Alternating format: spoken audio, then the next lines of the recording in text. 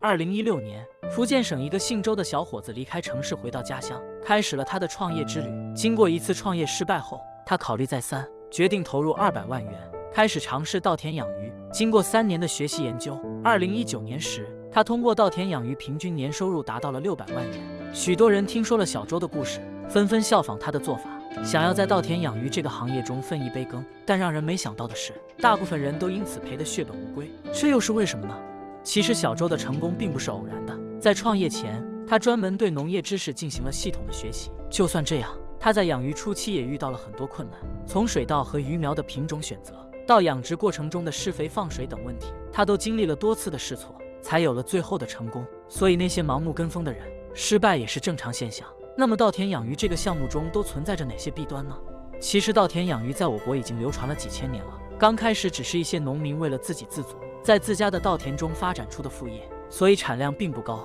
尽管经历了几千年的传承，但是这种模式并没有被大规模的使用，也没有完善的养殖方法，所以在养殖过程中依旧会遇到很多的问题。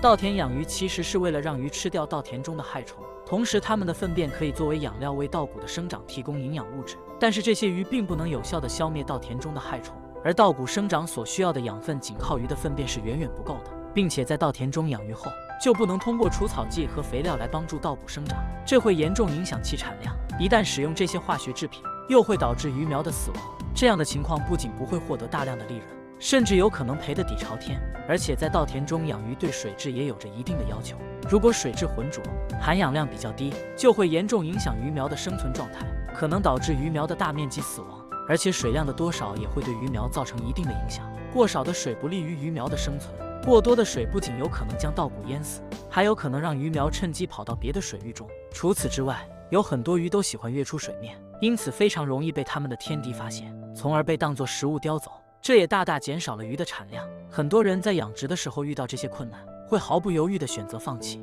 但依旧有一部分人坚持到了最后，却依旧没能赚到大钱。这又是为什么呢？其实一开始的时候，稻田鱼打着绿色健康的旗号吸引了不少人的关注，为了可以吃到这种鱼，很多人都不惜花费高价来购买。但是人们逐渐发现，这种鱼与普通的鱼口感上并没有差别，还有人用普通的鱼冒充稻田鱼，因此购买的人渐渐变少，养殖稻田鱼的农民找不到销路，也只能将价格降低。再加上稻田养鱼的成本极高，让一些人到最后连成本都没有收回来，只能后悔自己为什么没有早点放弃。那么稻田鱼的养殖如此困难，这种养殖方法还有存在的必要吗？尽管稻田鱼养殖非常困难，也存在着许多弊端，但是能够流传上千年，必定也是存在着一些好处的。其实稻田养鱼并不适合大规模养殖，如果只是供应偏远地区对鱼的需求，这种方式是完全可行的。而且稻田养鱼可以优化当地的生态环境，同时提高稻田的蓄水能力。那么在养殖中，如何解决我们前面提出的难题呢？首先需要严格控制蓄水量，将水的高度控制在20厘米以上，